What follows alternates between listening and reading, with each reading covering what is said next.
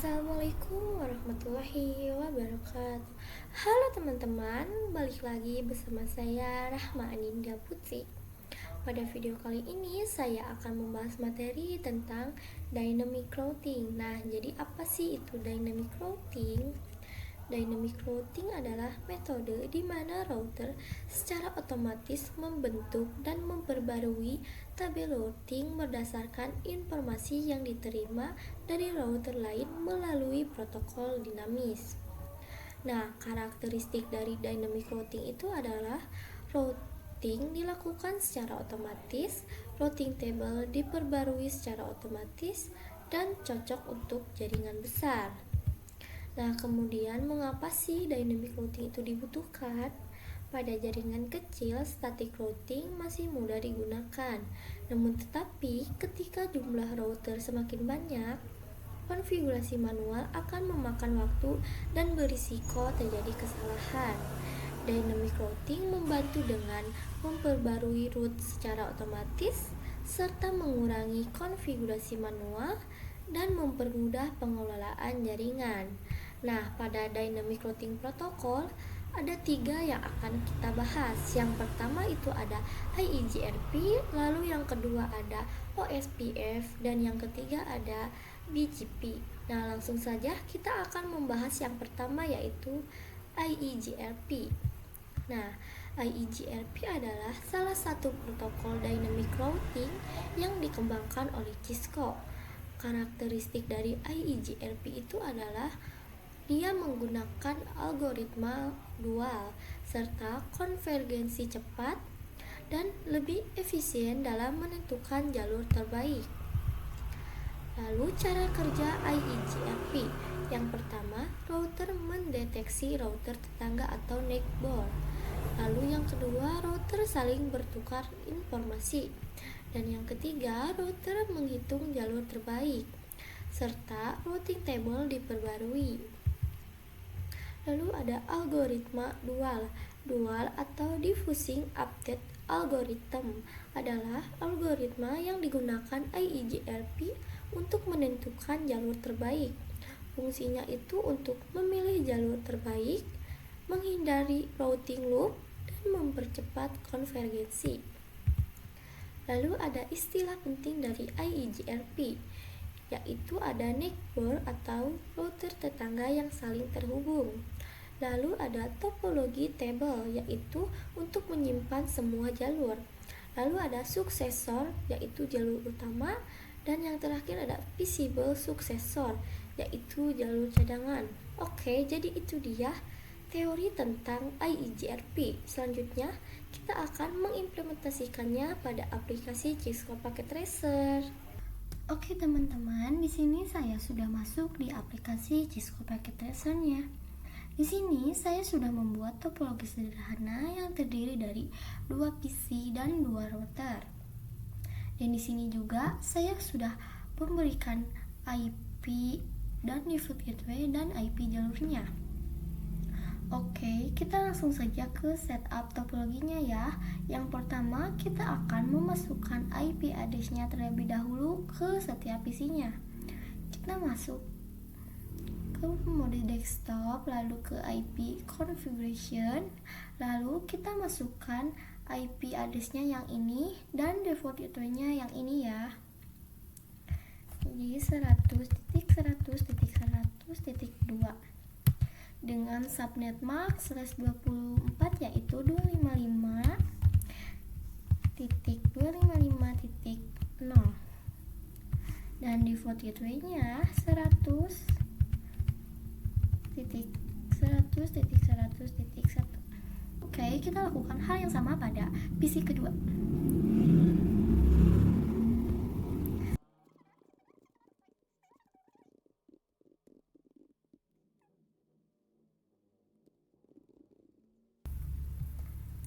Oke, kemudian kita masuk ke router 1, masuk ke mode CLI, lalu kita ketik no, lalu enable configure terminal, Lalu kita masuk ke interface GIG yang ke bawah dulu ya, yaitu interface GIG 0/0. Jadi interface GIG 0/0, kemudian 0/1. Lalu setelah ini kita masukkan IP default gateway-nya yang ini ya. Jadi IP address 100.100.100.1 dan subnet max-nya 255.255.255.0. Oke, kemudian kita masuk ke interface GIG 0/1 yang mengarah ke IP jalur ini ya. Kemudian interface GIG 0/1, lalu lalu kita masukkan IP address-nya 11.11.11.1 dan subnet max-nya 255.255.255.252. Oke, kalau sudah seperti ini, kita masuk ke router yang kedua. Nah, di sini juga kita memasukkan interface GIG yang ke bawah dulu, yaitu interface GIG 0/1. Kita lalu enable, kemudian configure terminal, lalu interface GIG 0/1, kita server. Kita masukkan IP address-nya 120.120.120.1 dan subnet max-nya 255.255.255.0. Lalu kita masuk ke interface GIG 0/0. Kita shutdown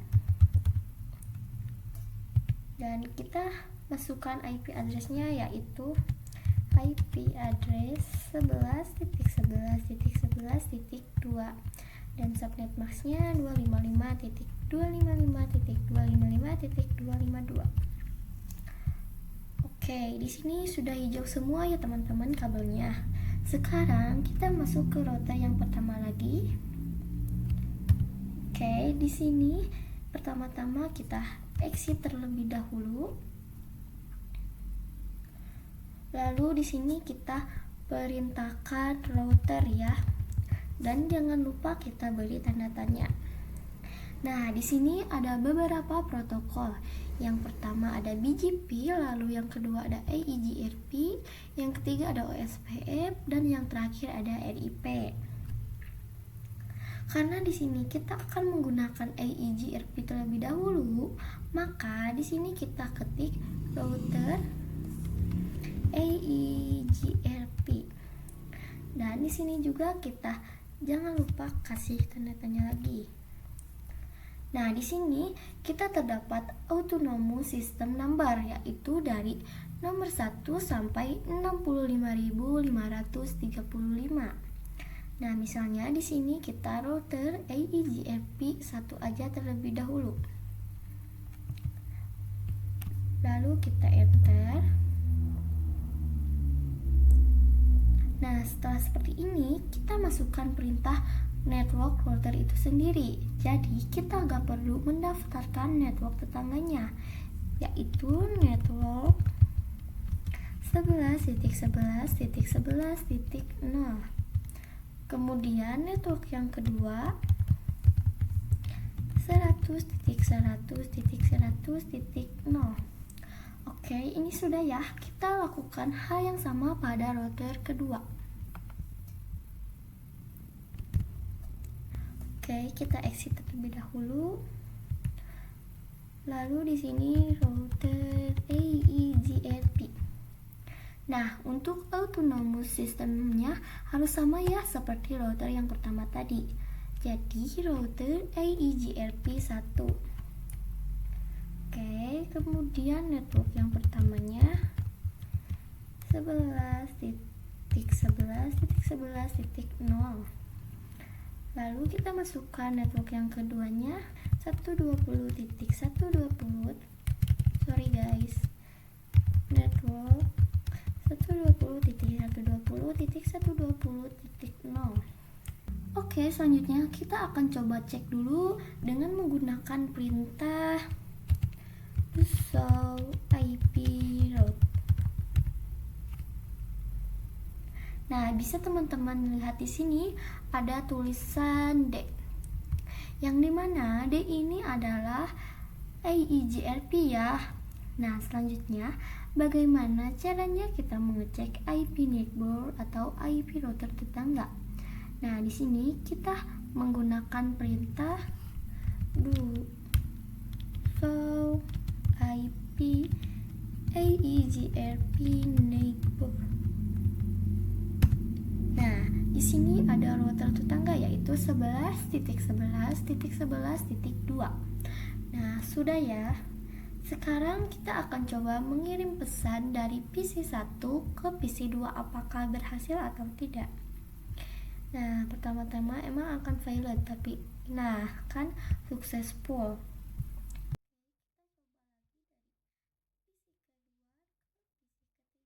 Satu. Nah, hasilnya juga sama ya, successful. Oke, kita coba dengan ping. Kita ke desktop, ke command prompt, kita ping 120.120.120.2. Nah, di sini juga berhasil ya teman-teman, sudah TTL. Oke, jadi itu dia penjelasan tentang materi dan implementasian dari AEGRP ya teman-teman. Selanjutnya kita akan membahas materi OSPF. Oke, sekarang kita akan membahas teori tentang OSPF atau Open Shorter Path First, yaitu protokol routing dinamis berbasis link state digunakan untuk menentukan jalur terbaik secara otomatis serta bersifat open standar dan memilih jalur terbaik berdasarkan cost. Lalu cara kerja OSPF itu adalah router mengirim hello paket, yang kedua membentuknya neighbor, lalu yang ketiga bertukar LSA atau link state advertisement, yang keempat membuat LSDB atau link state database, lalu yang kelima menghitung jalur terbaik menggunakan SPF, dan yang terakhir menyimpan hasil ke routing table.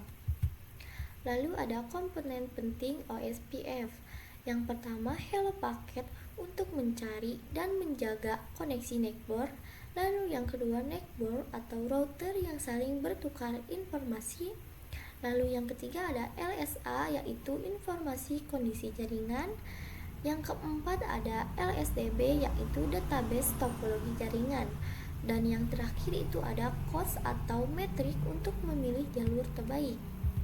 Nah, lalu ada konsep area OSPF. Area adalah pembagian jaringan OSPF menjadi beberapa bagian agar proses routing lebih efisien. Isinya itu ada membagi jaringan menjadi beberapa area, mengurangi traffic update routing, serta meningkatkan performa jaringan. Area 0 atau backbone area menjadi area utama, dan semua area lain harus terhubung ke area 0. Nah, jadi itu dia ya teman-teman teori tentang OSPF. Selanjutnya kita akan mengimplementasikannya pada aplikasi Cisco Packet Tracer. Oke teman-teman, sekarang saya sudah masuk di aplikasi Cisco Packet Tracer-nya. Di sini kita akan mengkonfigurasikan OSPF. Nah, pertama-tama kita harus setup terlebih dahulu. Kita masukkan IP address-nya ke PC 1 ya. Oke, kita ke desktop, ke IP configuration, kita masukkan IP address-nya yaitu 100.100.100.2 dan subnet max-nya /24.255.255.0 dan gateway-nya 100.100.100.1. Oke, lanjut kita ke PC yang kedua. 120.120.120.2.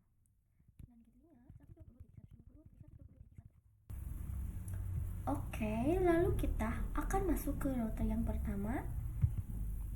Lalu kemudian seal I. Sini kita no.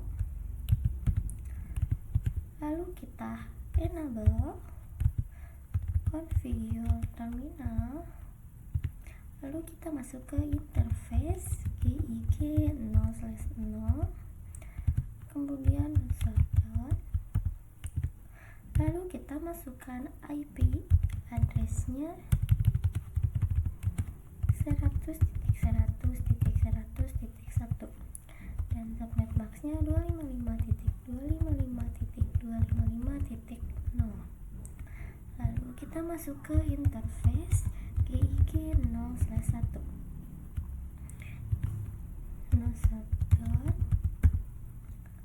Sini kita masukkan IP addressnya 11.11.11.1 255.255.255.252. Oke, lanjut kita ke router yang kedua.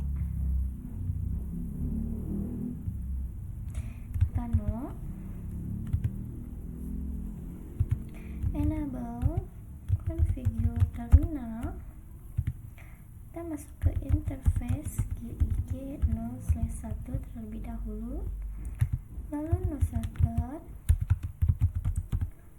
Lalu di sini IP addressnya 120.120.120.1 dan subnet boxnya 255.255.255.0. Lalu kita masuk ke interface GIG 0/0. Di sini kita no server. Lalu masukkan IP addressnya 11.11.11.2 dan subnet boxnya 255.255.255.252. Oke, sudah ya teman-teman, di sini sudah hijau semua.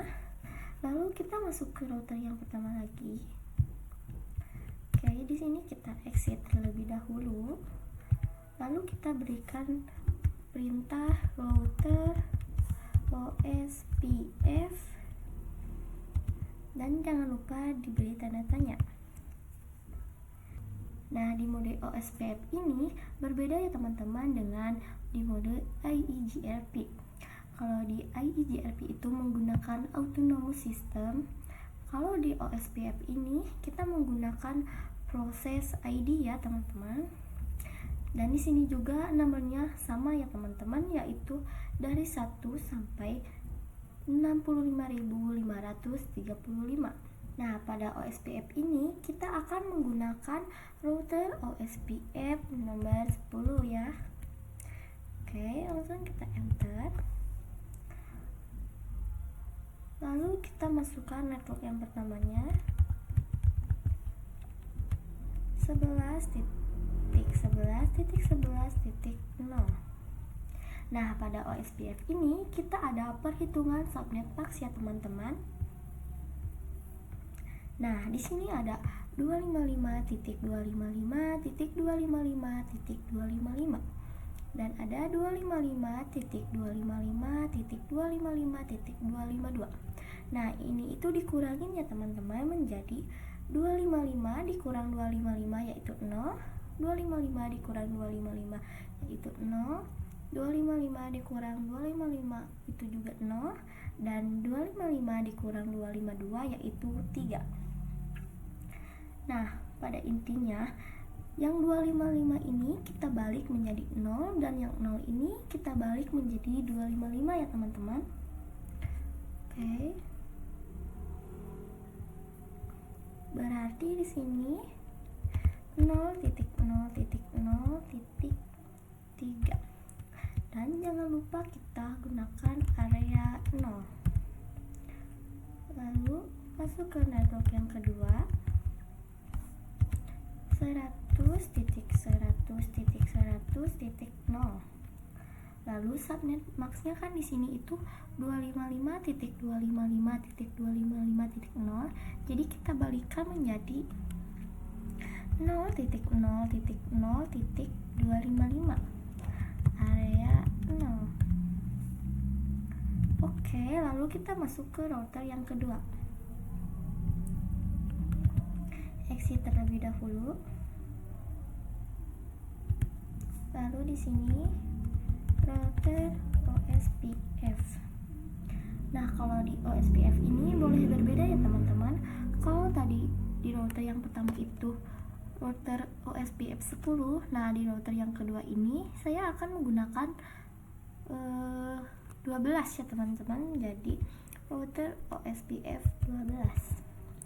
Lalu kita masuk ke network yang pertama, yaitu 11.11.11.0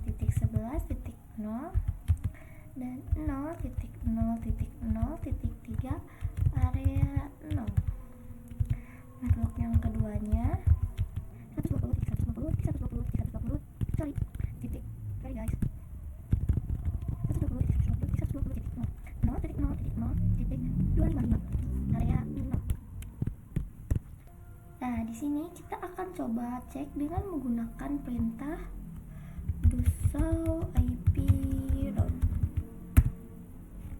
Nah, di sini itu ada 0 ya teman-teman, yang dimana untuk OSPF-nya yaitu 100.100.100.0 dan menggunakan via 11.11.11.1. Nah, sekarang kita akan coba kirim pesan, apakah berhasil atau tidak. Kita coba kirim dari PC1 ke PC2. Nah, ini itu awalnya pilot ya teman-teman, tapi kita coba restart. Nah, dia itu akan successful. Lalu kita akan coba mengirim surat dari PC ini ke ini. Nah, di sini juga successful ya teman-teman. Oke, selanjutnya kita akan coba ping.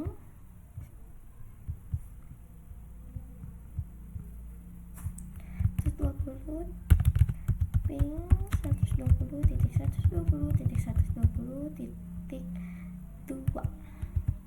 Nah, di sini juga sudah reply from ya teman-teman, sudah TTL, tandanya sudah berhasil. Nah, oke teman-teman, jadi itu dia konfigurasian dari OSPF. Nah, selanjutnya kita akan membahas materi yang ketiga, yaitu BGP. Nah, sekarang kita akan membahas teori yang terakhir, yaitu BGP atau Border Gateway Protocol, yaitu protokol routing dinamis bertipe path vector yang digunakan untuk komunikasi antar autonomous system atau AS dan banyak digunakan oleh ISP dan jaringan internet. Karakteristik dari BGP yaitu menggunakan AS number atau ASN sebagai identitas, termasuk Exterior Gateway Protocol atau EGP, serta memilih jalur berdasarkan atribut BGP dan cocok untuk jaringan berskala besar. Cara kerja dari BGP yaitu membentuk koneksi peer, bertukar informasi routing, lalu membandingkan atribut setiap jalur, serta memilih jalur terbaik dan memperbarui routing table. Konsep penting dari BGP yaitu yang pertama ada AS atau Autonomous System, yaitu kumpulan jaringan yang dikelola oleh satu organisasi. Lalu yang kedua ada ASN atau Autonomous System Number, yaitu nomor identitas setiap AS. Dan yang terakhir ada AS-PAT, yaitu jalur yang dilalui data antar AS.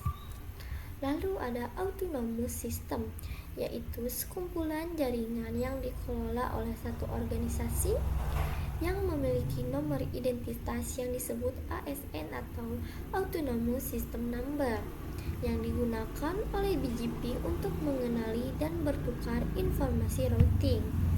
Nah, jadi itu dia ya teman-teman teori tentang BGP. Selanjutnya kita akan mengimplementasikannya. Nah, sekarang kita akan mengkonfigurasikan BGP.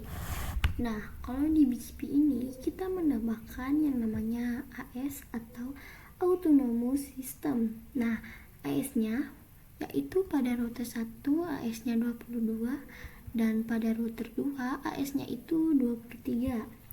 Nah, pertama-tama kita harus set terlebih dahulu topologinya. Kita ke PC, desktop, ke IV configuration, lalu kita masukkan IP addressnya yaitu 1.100.100.2 dan subnet maxnya itu 255.255.255.0 dan gateway-nya itu 100.100.100.1. Oke, kita lakukan hal yang sama pada PC kedua.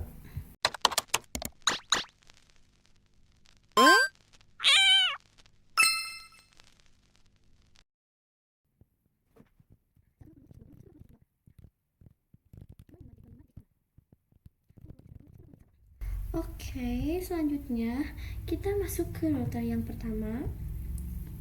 Kemudian CLI, kita no, lalu enable, configure terminal, lalu kita masuk ke interface GIG 0/0,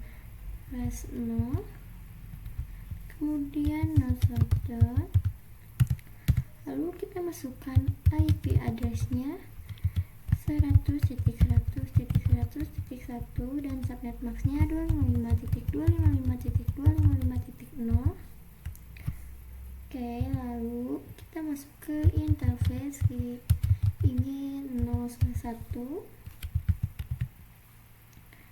kita no shutdown,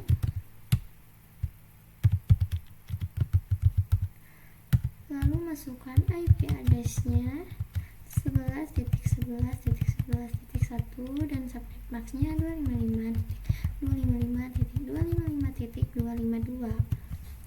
Oke, sudah. Selanjutnya kita ke router yang kedua. Kita no, enable, configure terminal. Sini kita masuk ke interface GIG 0/1, kemudian no shutdown, lalu kita masukkan IP addressnya 120.120.120.1 dan subnet maxnya 255.255.255.0. Kemudian kita masuk ke interface GIG 0/0, kita no shutdown dan masukkan IP addressnya yaitu 11.11.11.2 dan subnet maxnya 255.255.255.252. Oke, sudah. Selanjutnya kita masuk lagi ke router yang pertama. Di sini kita exit terlebih dahulu. Lalu di sini kita berikan perintah router BGP dan jangan lupa kita kasih tanda tanya. Nah, di BGP juga sama ya, terdapat autonomous system number karena di BGP ini AS-nya 22, jadi kita router BGP 22. Lalu di sini sebelum kita ke network, kita masukkan terlebih dahulu neighbor. Nah, networknya itu yaitu router tetangganya ya teman-teman, jadi 11.11.11.2. Oke, network 11.11.11.2. Lalu remote AS 23. Karena di sini kita akan meremote AS tetangga yaitu 23. Lalu di sini kita masukkan network yang pertama 11.11.11.0. Dan di sini kita menggunakan yang namanya MAX. Kalau di EIGRP dan di OSPF itu kita tidak menggunakan yang namanya MAX. Tapi di BGP ini kita menggunakan MAX, yaitu MAX-nya 255.255.255.0. Lalu network yang keduanya 300.0 max 255.255.255.0. Oke, sudah. Selanjutnya kita masuk ke router yang kedua.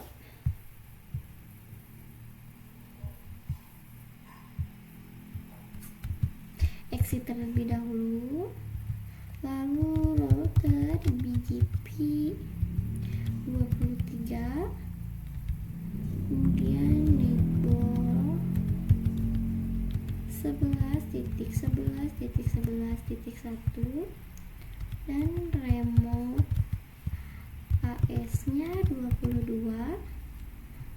Lalu network yang pertamanya 11.11.11.0 dan maxnya 255.255.255.0. network yang keduanya 120.120.120.0 max 255.255.255.0. Oke, selanjutnya kita akan coba mengirim pesan dari PC 1 ke PC 2. Oke, successful ya. Kita coba dari PC 2 ke PC 1. Nah, di sini juga successful. Nah, oke teman-teman, jadi itu dia materi-materi dan pengimplementasian dari dynamic routing yang dimana ada EIGRP, OSPF, dan BGP. Oke, mungkin sampai di sini saja penjelasan dari saya. Semoga teman-teman bisa mengerti ya. Oke teman-teman, sampai jumpa di video selanjutnya. Dadah.